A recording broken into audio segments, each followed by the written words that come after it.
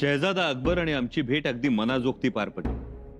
आणि सगळ्यात महत्वाचं म्हणजे या भेटीत अकबरात मुघली गर्व दिसला नाही. अत्यंत नम्रपणे सामोर आला ना तो. आम्हालाही आश्चर्य वाटलं. असं क्वचितच घडतं. अहो घडणारच. 5 महिन्यात त्याची अशी पिसं काढलीत तुम्ही, सारा डौलच त्याचा संपवलाय. हे एवढं मात्र खरं.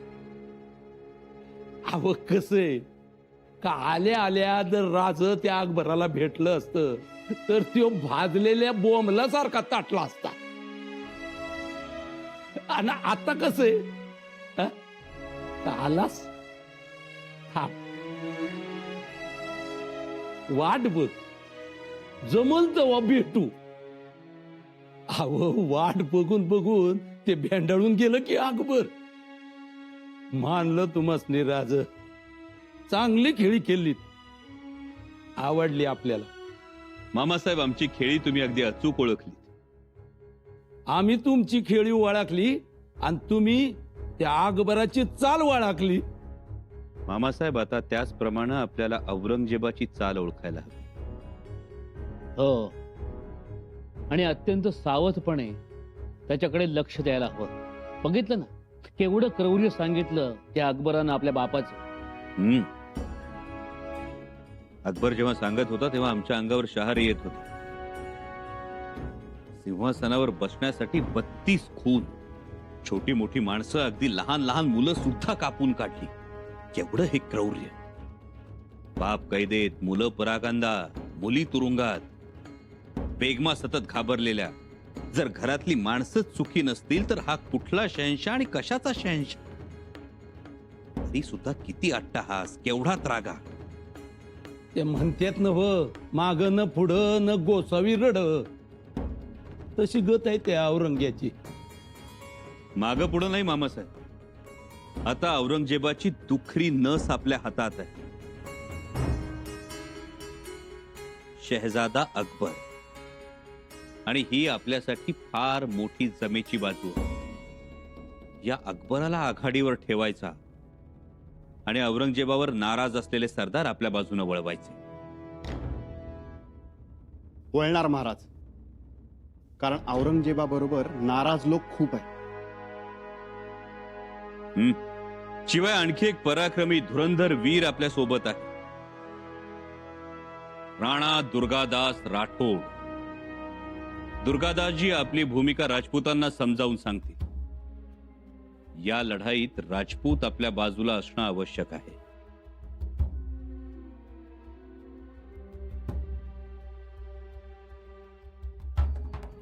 आणि मग त्या टोपीकरांचं आणि फिरंग्यांचं काय? त्यासने बी फूस आहेच की त्या औरंग्याची. मामासाहेब, तसं असलं तरी फिरंगी आणि टोपीकर आपल्याला चांगलेच ओळखून आहे. त्यामुळे ते एवढ्यात तरी कुरापत काढणार नाही. आम्हाला चिंता सतावते ती जंजिऱ्याच्या सिद्ध्याची. कारण औरंगजेब जसा जसा दख्खनकडे सरकेल तसा तसा सिद्धी आणखी चिकाळेल, आणखी पिसाळेल. त्यामुळे त्याचा बंदोबस्त करायला पाहिजे, नाहीतर स्वराज्यावर दोन्ही बाजूनी हल्ला होईल. राजन, दोनों तरफ से संकट. होय कविराज, पण त्या संकटाचा मुकाबला आपण करू शकतो, कारण आपल्याकडे सिंधुदुर्ग आहे, पद्मदुर्ग आहे. पण औरंगजेब दख्खनमध्ये पोहोचण्यापूर्वी जंजिरा जर आपल्या हाती आला तर औरंगजेब आणि त्याच्या फौजेवर आणखी दबाव वाढेल. अहो मग वाट कसली बघताय महाराज? घेऊया की. घेऊ. मामासाहेब, जर जंजिरा स्वराज्यात आला तर आपलं आरमार अजिंक्य होईल आणि आबासाहेबांचं स्वप्न सुद्धा पूर्ण होईल. म्हणून जंजिरा घ्यायचाच. हमारी औलाद बागी अकबर काफिरों से जा मिलता है, मुगलिया सल्तनत का नाम नीचा करता है.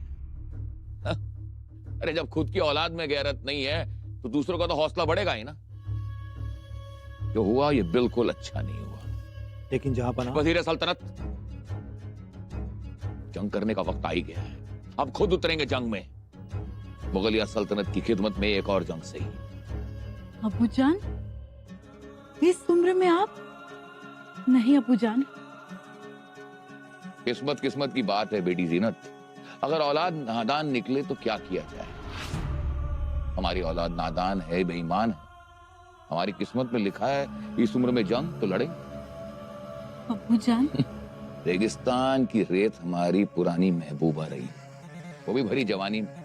बहुत जंग लड़े हैं और उस रेत ने हमें ये सारे जंग जिताए भी हैं। कोई बात नहीं, इस ढलती उम्र में हम दक्कन की चट्टानों से मोहब्बत करेंगे, उसे यारी निभाएंगे। किस्मत में यही लिखा है तो यही करेंगे। और क्या खबर है वजीर आलम? जहांपना, उन दोनों ने आपके खिलाफ जंग का ऐलान किया है। जंग का ऐलान?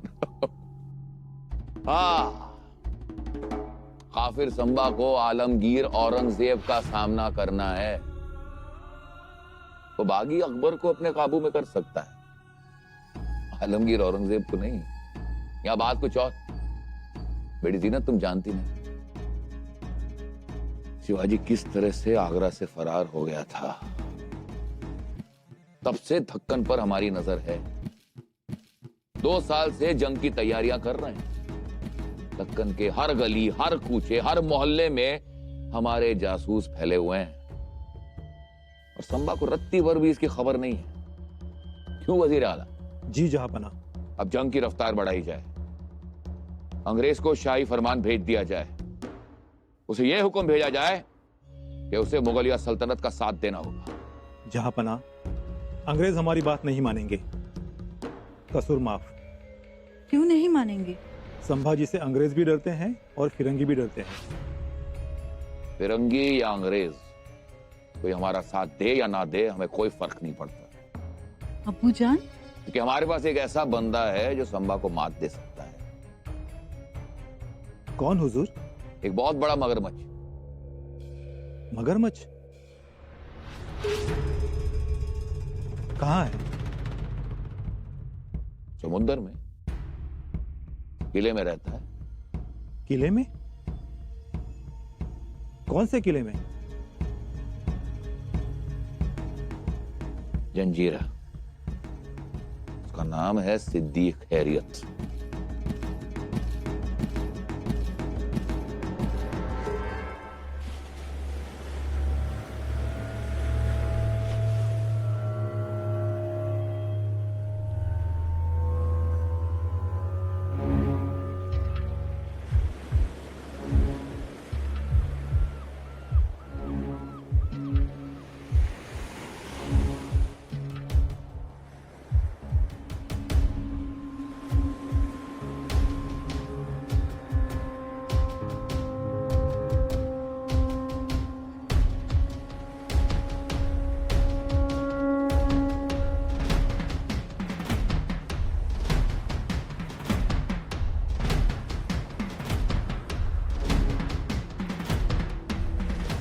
खबरदार किसी ने इसकी मदद की तो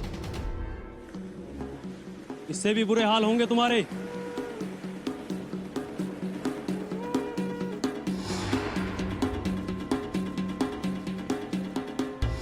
सोड़ा। क्या नाम है तेरा? मैं तानाजी। और तुम्हारा? राजी। इन दोनों को लेके जाओ। कुठं? नको। अरे कुठं घेऊन जाता माझ्या याकडे? सोडा सोडा। यहाँ के नौकर अब बूढ़े हो चुके हैं, वहाँ इन्हें डालो। नाही असं करू नका माय बाप माझ्या पोरांना नेऊ नका माय बाप। आज से तानाजी होगा तनवीर और राय जी होगा रसूद। लेके जाओ। तानाजी रायाजी तानाजी आई वाचा सरकार करत असं काय? हवा गरीबांना मारू नका। लगान नहीं देना है तो तुम गरीब हो गए। तुम्हारे पास देने के लिए कुछ नहीं है, लेकिन हमारे पास देने के लिए ये है।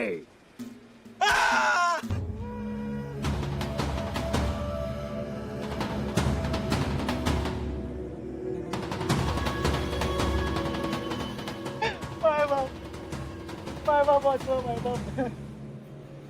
माय बाप वाचवा।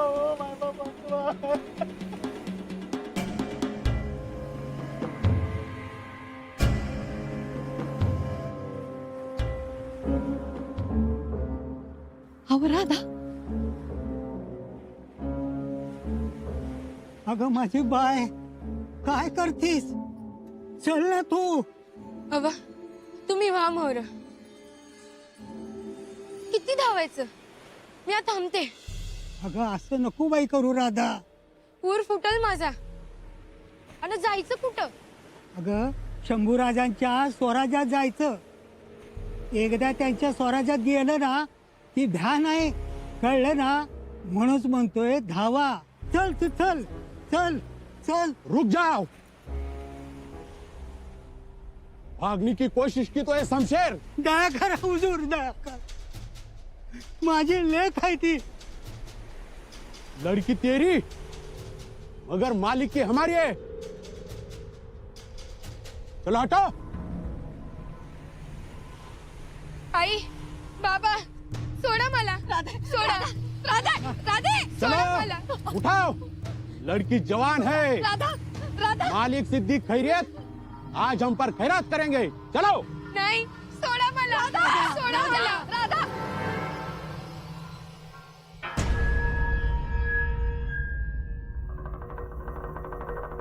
या बहिर्जी काका.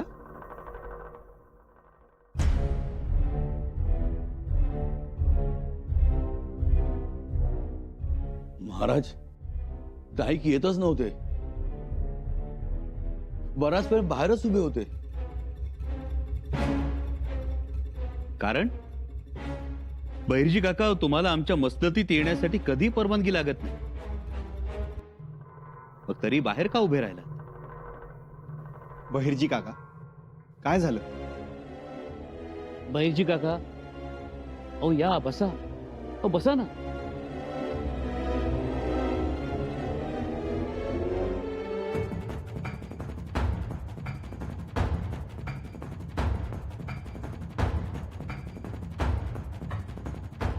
बहिर्जी काका, जी असेल ती खबर द्या आम्हाला.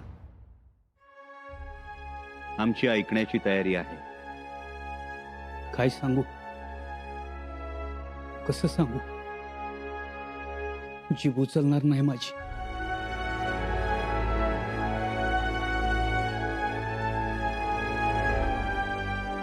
बेशक पुन्हा. महाराज, अत्याचाराचा कहर झालाय नुसता हापसानात. सिद्ध्यानं अन्यायाची होळी पेटवली नुसती. काय?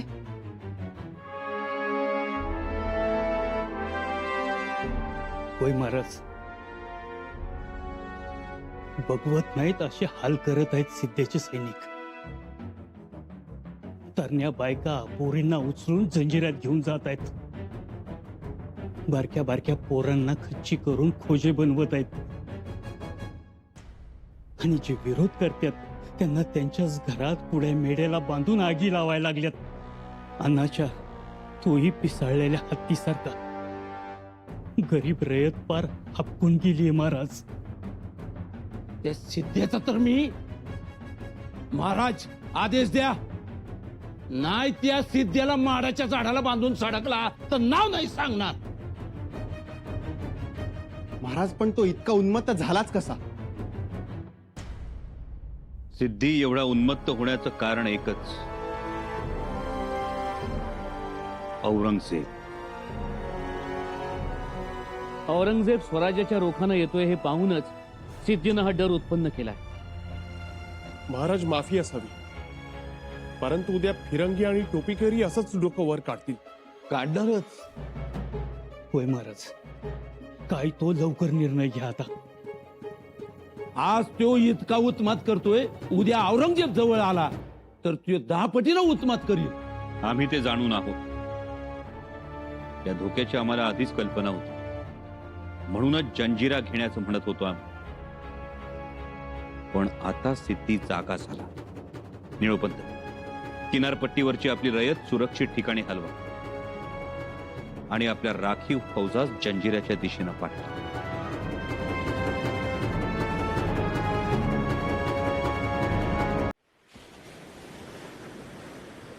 आई ग, काय झालं बाळा? आई मला भ्या वाटते. लपव की कुठेतरी. कुठं लपू बाळा तुला मी कुठं लपू?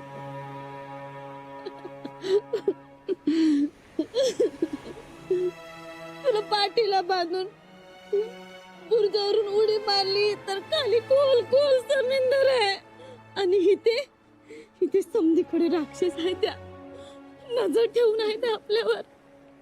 लपू तर कुठे लपू तुला मी कुठे लपू? राज्यांच्या राज्यात समधी सुखी असतात, मग आपलंच काय हाल? शंभूराजी येतील का गाई? येत्याल शंभूराजे येत्याल आणि या राक्षसाच्या लंकेचा नायनाट करतील ते.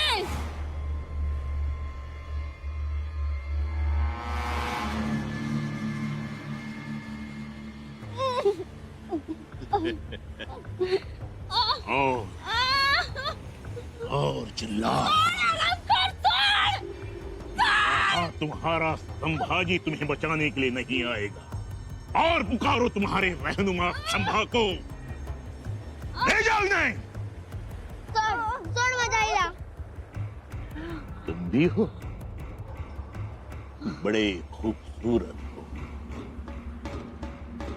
इसकी मर्दानी ताकत खत्म कर दो. हिजड़ा बना दो इसे. हमारे जनान खाने में पहरा देने का आएगा. ले जाओ इन्हें.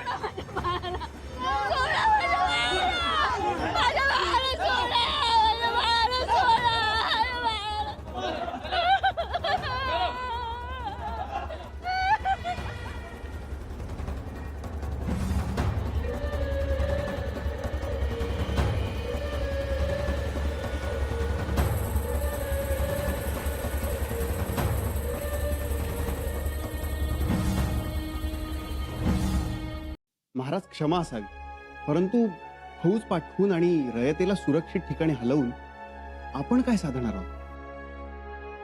त्यानं फार काही साधलं नाही निळोपंत, तरी आपली रयत मात्र सुरक्षित राहील. पण महाराज, ह्यो काय त्या सिद्धेच्या अन्यायावरचा उतारा नव्ह. बरोबर आहे सरनोबत.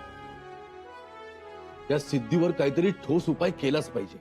होय महाराज, आणि तो बी आता तातडीनं करायला पाहिजे. राजन, सिद्धीनं जाणीवपूर्वक या अन्यायाला आणि अत्याचाराला सुरुवात केली.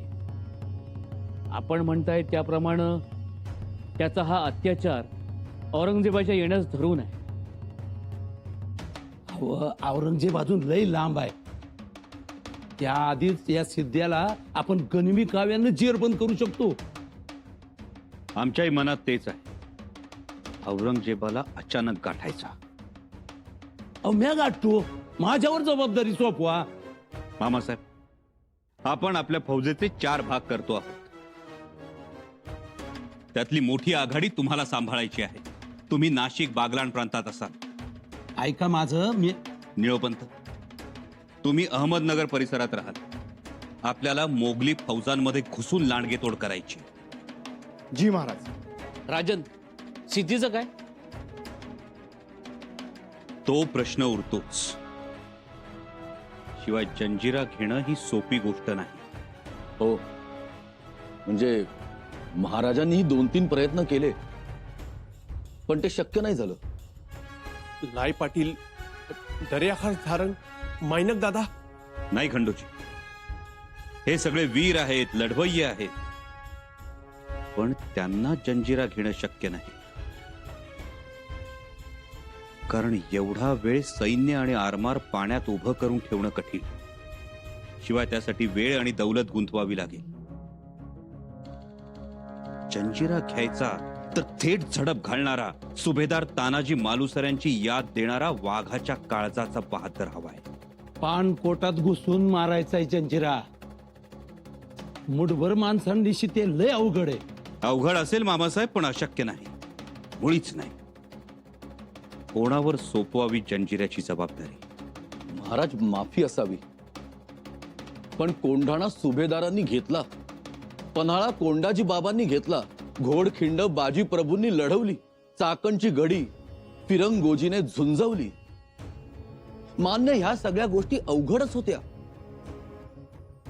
पण जंजिऱ्यासमोर एकदमच नगण्य. होय महाराज, बरोबर आहे. जंजिरेवर जायचं असेल तर तडफदार, तरणबांड आणि बुद्धिवान वीर पाहिजे. कोण आहे असा वीर जो आम्हाला एक हाती जंजिरा घेऊन देईल?